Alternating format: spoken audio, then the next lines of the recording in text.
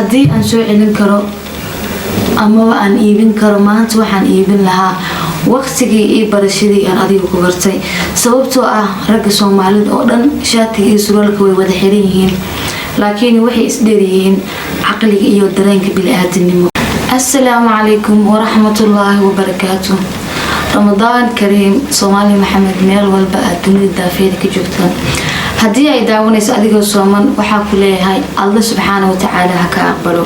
sidoo kale haddii ay daawanayso adigoo afuran waxaa ku leeyahay adigana Allah subxaanahu wa ta'aala soonka dartii maanta oo dhan usooneed ha ka aqbalo. intaa kadib isku soo noqosho wanaagsan muuqaalkana hadda duubayo wuxuu quseeyaa muuqaalkii saacado ka hor YouTube-kayga soo galiyay kaasoo aan kaga hadlayay ciwaankii aan ku lahaa barta Instagram-ka oo hadeertaan aan gacantayda ku jirin.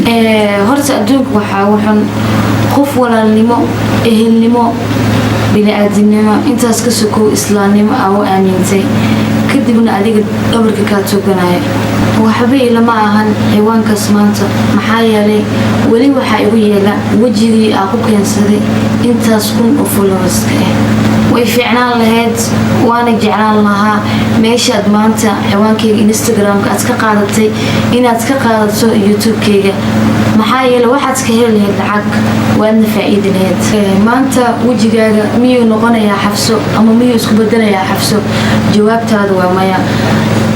kumanaankii shalay ciwaanka aad jabsatay wajigii aan ku keenay weli ugu yaalaa laba jibaarkiis iyo ka badanna waan ku keenayaa. waxaan Allah subxaanahu wa ta'aala ugu mahadinayaa inaan ka dhashay Soomaali Maxamed oo agtooda aan ka ahay dahab oo welina kor ii sida anigana intaas ay badan. maanta adigu samaysay ama ciwaanka Instagram-ka adeelo wareegtay adiga shakhsi ahaantaada sabab ma noqon doonto inaan u naco kumanaanka wiil oo qalbiyada wanaagsan ee aan ka dhashay. Soomaali Maxamed waxaa jira muuqaalkaas anigu wuxuu ahaa private wuxuu ku jiray dhinaca private-ka waa muuqaal aniga iska ciyaarayay waxaan ugu talagalay private ahaada macnaheedu ma ahan muuqaalka inaa qaawanay no lacala hadii uu soo dhigo arki doontaan soo muuqaalkaasna ma qaawanay oo maxaa la maanta ugu dhahay inta ka qaawanay but muuqaal aniga private ahaan ugu talagalay oo aan arkay inaan social media soo dhigi karin dhinaca private-ka agistay marka wuxuu igu goodiyay muuqaalkaas inuu soo dhigi doono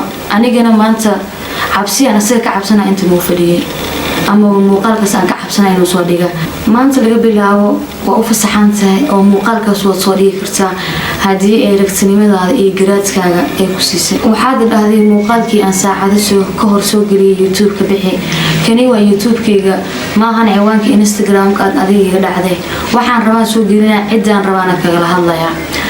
waxaan aad ugu faraxsanahay bulshadina ugu soo hordhig wajigaaga si lagu barto oo gabar kale oo Soomaali oo aniga camal aadan u qiyaanin.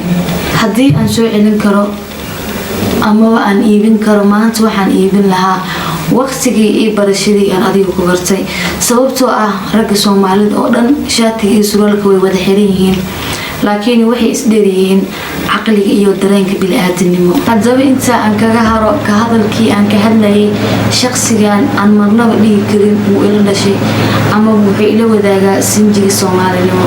haddaba ogow adiga in kugu filan waan ka hadlay dib dambana kuma gelin doono waqtigayga qaaliga dartaana intuu soo fadhiisan doono. Soomaali Maxamed waxaan halka hoose idin soo dhigi doonaa Instagram-kayga cusub amaba bin aan idin saari doonaa qaybta comment-iga marka waa inoo halka iskala socono wabillahi tawfiiq. maca salaama.